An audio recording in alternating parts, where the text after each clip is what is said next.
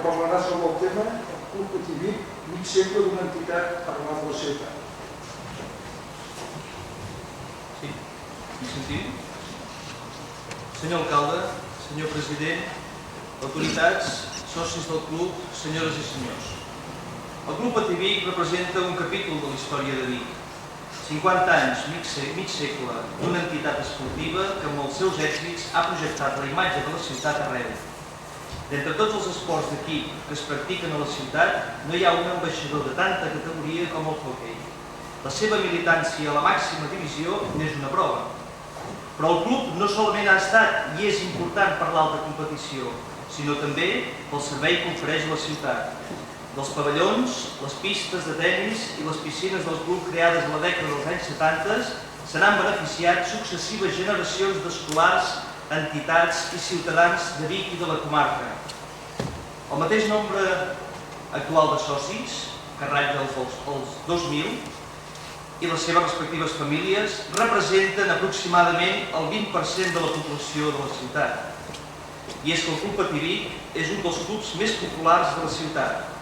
Demostra la maduresa de l'esperit associatiu que caracteritza la societat catalana. Un esperit que va néixer en uns moments històrics difícils. Fa mig segle, quan la societat catalana tot just sortia de l'època del racionament, del primer franquisme, es van crear arreu nombroses associacions esportives. Les altres estaven prohibides. El 1943 naixia la Unió Esportiva de Vic, l'equip de futbol que resultava de la fusió del Vic Futbol Club i del Marià Auge. Sota aquesta entitat s'hi van aixoplugar els atletes, els biciclistes i el bàsquet. El 1947 es fundava el Club 21 Tenis Taula, que amb el temps ha esdevingut un dels esports que més durers ha recollit a la ciutat. El 1948 es fundava el Club Tenis Vic, una entitat que va néixer elitista per passar a ser, a principis dels anys 70 i juntament amb el Club Patí Vic, una de les entitats amb més socis i equipaments esportius propis. L'any 1951 naixia el club que avui s'homenatja. L'any 1954, impulsat pel Bisbat, s'inaugurava l'estadi Torres i Bages de l'OAR, el primer complex poliesportiu de la ciutat. Després vindrien els clubs de bàsquet i els de handball. La febre esportiva del moment no era pas fruit de l'atzar. A la dècada de 1920 havia proliferat la pràctica esportiva que es convertia en un espectacle de masses. El futbol va esdevenir la gran estrella, però la guerra va trencar la forta empenta del moment. El cas del hoquei és certament singular si tenim en compte que la majoria dels equips de hoquei catalans van néixer a la dècada de 1940. Encara que el primer partit de hoquei jugat a Catalunya data del 16 de desembre de 1915 a la pista de l'Iris de Sants de Barcelona, el hoquei patins en pilota, abans es jugava en disc, a Espanya es va regular i no va ser reconegut internacionalment fins a l'any 1946. Era un esport nou, però que va prendre una forta volada. Ràpidament es va convertir en el més exitós dels esports d'equip, amb el permís del futbol, gràcies al Campionat Mundial de l'any 1951 celebrat a Barcelona. Era una oportunitat immillorable per promocionar l'aïllat règim franquista a l'exterior i per enaltir l'esperit patriòtic espanyol. Si fa no fa, com ara les Olimpíades de Sydney. Espanya va guanyar i el hoquei es va convertir en un dels esports més promocionats. Al seu torn, Joan Antoni Samaranch, president de la Federació Espanyola de Hoquei Patins i artífex de l'èxit, era promocionat a delegat nacional d'Educació Física i Esports. De fet, el naixement dels clubs de hoquei de la nostra comarca en part es deuen a ell i a la celebració de l'esmentat Campionat Mundial que va esperonar el naixement d'equips de hoquei patins a Hospitalet de Balenyà, a Centelles i a Vic. El 20 de setembre de 1951, coincidint amb el 5è centenari de la Constitució del municipi de Vic, es fundava el Club Patí Vic, de la mà de 36 afeccionats que, dirigits per Jaume Juclar i Ripoll, Josep Serra i Puigferrer i Ricard Coder, van posar la primera pedra d'un edifici que avui té un patrimoni material valorat en 250 milions de pessetes. El Club Patí Vic inscrit en el registre de la Federació Catalana el 26 d'octubre de 1951, va iniciar la seva singladura sota la presidència del jove Josep Oriol Albó Vidal de Llobatera, que malauradament va morir d'accident poc després. L'equip, que durant 3 anys va vestir la samarreta verda i calça blanca, després referia els colors de la Unió Esportiva de Vic que actualment porta, va començar jugant a la pista de Can Xileta. Es tractava del pati d'un bar de la carretera de Barcelona, als afores de la ciutat, on es feia ball i ara també es jugava a hoquei. La pista no tenia les dimensions reglamentàries, feia 8 metres per 12, però va servir perquè els primers equips, formats per en Vila i Novac a la porteria, per Xuclà i Altimires a la defensa i al davant, els dos Caselles, Pineda, Lleí i Coll, aquests jugadors comencessin a prendre el to. Els rivals eren l'equip d'Hostalets i el dels estiuejants de Centelles.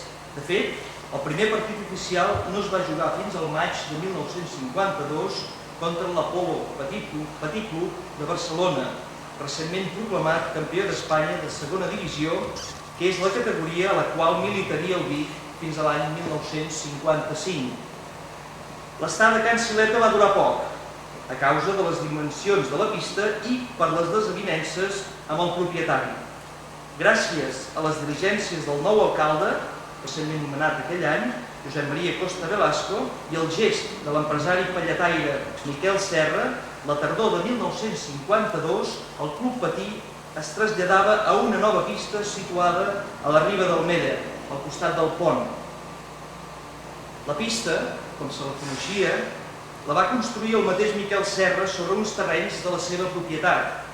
Anys més tard, l'Ajuntament, coincidint en una època de dificultats econòmiques per al club, va assumir el cost del lloguer i va convertir aquesta pista en pista municipal d'esports que acollia altres modalitats esportives com el handball o el bàsquet. Entretant, uns quants socis s'havien escindit del club i havien fundat l'Ausa Club Patí, que tenia la seva seu a Can Xileta. Aquest club va jugar partits memorables, veritables derbis entre equips biguetans, fins a l'any 1955, quan va desaparèixer i els seus jugadors van passar a nodrir el recentment creat Club Patí Voltregà. La trajectòria ascendent del club i l'interès de les autoritats per fomentar el hoquei arreu de la comarca van ser determinants perquè el 1955, l'any de la mort del bisbe Perelló i de la inauguració del Parc Balmes, es celebrés a Vic l'11è campionat d'Espanya de segona divisió. L'esdeveniment va esperonar la construcció de noves pistes de patinatge a Osona i al Ripollès. Així doncs, es van construir pistes de hoquei patins a Sant Hipòlit de Voltregà, a Roda de Ter, Viladrau, Ripoll, La Farga i posteriorment a Folgueroles, Aiguafreda i una altra de Nova Centelles. Una vegada més, Joan Antoni Samarany havia encertat en l'elecció de Vic com a seu.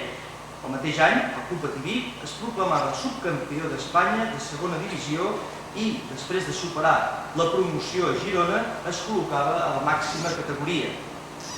Sota les presidències de Josep Cabaní, Joaquim Mata i Terré i Josep Maria Riera i Rius, el club s'havia fet un lloc en el panorama del hoquei català. El nombre de socis creixia any rere any. Els 160 socis fundacionals s'havien triplicat al cap de 5 anys. La pista, amb un aforament per a 1.240 espectadors, s'omplia cada diumenge. La Pedrera fornia de jugadors per al primer equip. Però quan semblava que tot anava sobre rodes, sota la presidència de Carles Sureda, falangista convençut procedent de l'Empordà, l'entitat va entrar en un període de dificultats que van provocar una greu crisi de direcció. El nombre de socis havia davallat, els resultats esportius no acompanyaven i l'economia del club era delicada. A més, el bisbe havia prohibit fer sessions de ball, els ingressos minvaven. Ningú volia assumir les tasques de direcció, per això es va haver de trobar una solució salomònica. L'any 1961, la Delegació d'Esports de l'Ajuntament de Vic, regida per Alfons Noguera i Buixeda, va haver d'assumir provisionalment la presidència. Després, aquesta va tornar als socis a través d'una presidència compartida entre Josep Maria Riera i Rius, Rafael Colomer i Romany i Miquel Serra Pujol, a la qual s'hi afegiria el senyor Antoni Torres i Álvarez en substitució de Miquel Serra.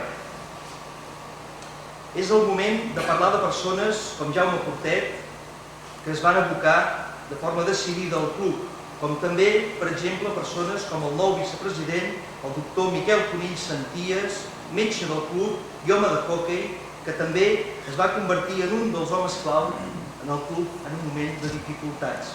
La situació del club Pativí la compartien molts clubs catalans, era exclusiva de la ciutat.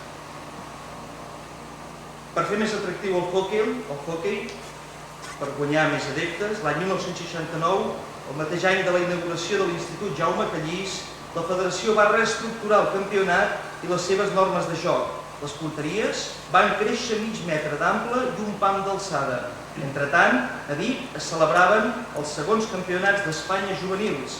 La pedrera del club no s'havia descuidat mai i la celebració de l'esdeveniment era un reconeixement al foment del planter. La crisi es va superar gràcies a l'empenta i a la gosadia d'un equip que, dirigit per Miquel Serra, va transformar el club de hoquei en un club social amb unes instal·lacions poliesportives. És un moment clau en la història del club. La pensada la van trobar en un càmping de Blanes les vacances d'estiu de l'any 1970, l'any claretià, feia 100 anys de la mort de Sant Antoni Maria Claret, una colla de socis d'entre els que destacaven els Roca, els Ferron, Altimides i els Fletes. La proposta va ser aprovada l'any següent en Assemblea General celebrada al bar de la Pista del Pont. Molts de vostès segurament se'n recordaran. Des d'aquest moment, el club va iniciar una profunda reestructuració gràcies a la qual la massa social va créixer de forma espectacular. Ciutadans de Vic i de la comarca van veure l'oportunitat de gaudir d'unes instal·lacions esportives i lúdiques certament atractives. L'any 1971, quan s'acabava de construir el parador de turisme de Salt, s'iniciaven les obres del futur complex poliesportiu sobre uns terrenys situats a ponent de la ciutat, a l'avinguda Olímpia. 2 anys més tard s'inaugurava la piscina de dimensions olímpiques, la primera de la comarca, i el 1975, l'any de la mort de Franco i del període franquista, s'inaugurava la pista coberta, una altra de les llaminadures del club. El nombre de socis creixia de forma espectacular. La demanda de títols del club va permetre l'expansió. Després, sota la presidència de Pau Espona, vindria la compra del Nadal i l'ampliació dels espais. Finalment, l'any 1980 el club inaugurava el pavelló de hoquei i la ciutat, el mercat municipal. Després de molts esforços econòmics i equilibris pressupostaris, culminava la construcció del complex poliesportiu. El somni s'havia fet realitat. Els equips de hoquei deixaven la pista provisional del pavelló municipal per tornar a casa, la nova i espaiosa casa del carrer Olímpia.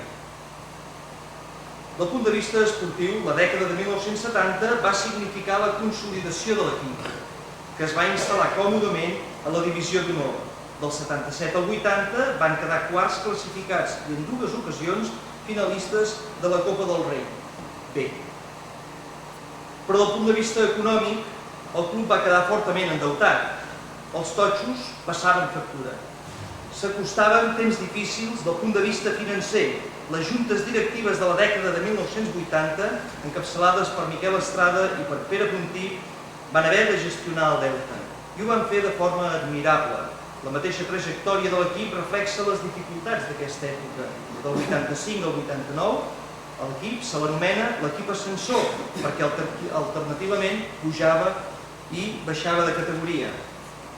La darrera dècada del segle ha significat la plena consolidació del club del punt de vista social i esportiu.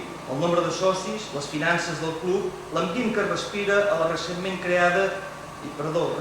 inaugurada seu social, les seccions de hoquei, de tenis, de patinatge artístic, de natació, donen fe de la vitalitat del club Pativí.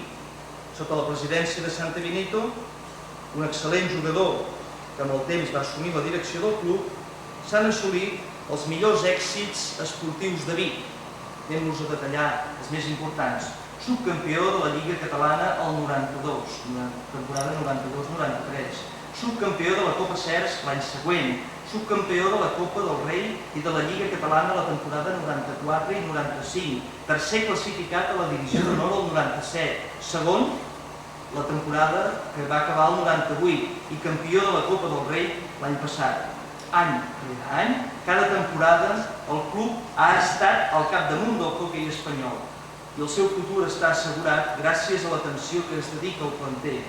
Es tracta d'equips inferiors que també es troben a l'elit del hoquei i donant sortit jugadors per al primer equip, uns jugadors que, com Pep Benito, Jordi Coromines i Quim López, seguint l'estela d'Antoni Pla, han estat cridats diverses vegades a la selecció espanyola. És fruit de la popularitat del hoquei a la comarca i de la qualitat de l'equip biguetà que l'any 1992 el club va ser nomenat subseu de les Olimpíades de Barcelona i el 97 va organitzar el Campionat Júnior Europeu, dues fites recents importants per la ciutat. Avui, els socis del Club Patí Vic estan orgullosos de formar part d'una entitat que té 50 anys d'història. Vosaltres en sou la prova. Per molts anys i moltes gràcies.